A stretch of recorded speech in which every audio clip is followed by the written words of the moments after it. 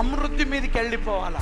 ఈ అపవాది గాడు నీకు పెట్టిన ఈ అనుమానపు శక్తుల నుండి ఈ రోజుని విడిపించబడుదు గాక.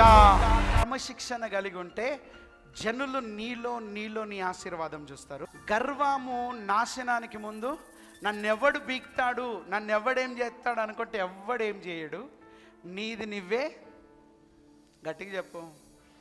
చెట్టుకు చెదబట్టింది అనుకో, ఎవడేం చేయాల్సిన అవసరం లేదు. దాని చెదనే దాన్ని. మరి ఇప్పుడు చెప్పు, అభివృద్ధి కావాలన్నా మీకు దరిద్రం కావాలి? ఎంతమందికి అభివృద్ధి కావాలా?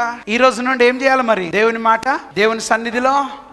ఇప్పుడు చెప్పు, మనం అనాలి, మాకు పైసలు, మాకు నెమ్మది, మాకు రోగం ఉన్నదనండి, మాకు దరిద్రం, మేము ఎప్పుడు ఏడుస్తూనే ఈ రోజు నుండి ఇంకొక లెక్క.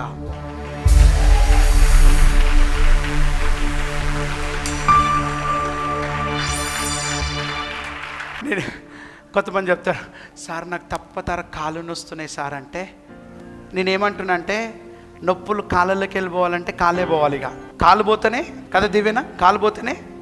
ఇప్పుడు నువ్వు నడిచినప్పుడు ఏం నొస్తాయి? గట్టిగా చెప్పండి. ఎక్కువసేపు నిలబడితే ఏం నొస్తాయి? నడిస్తే ఏం నొస్తాయి? ముళ్ళుకొచ్చుకుంటే ఏం నొస్తుంది? ఇప్పుడు నీకు నొప్పి లేవద్దంటే నీకేం ఉండకూడదు? మంచిగా ఆడుతూ పాడుతూ నడవాల్సింది. అప్పుడు దేకుతూ. నేనేమంటున్నా, ఇప్పుడు దీని మీద కాదు మన మనసు, దేవుని యొక్క మహా అభివృద్ధి మీదకి వెళ్ళిపోవాలా, సమృద్ధి మీదకి వెళ్ళిపోవాలా.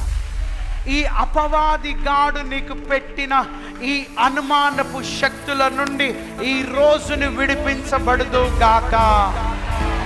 గట్టిగా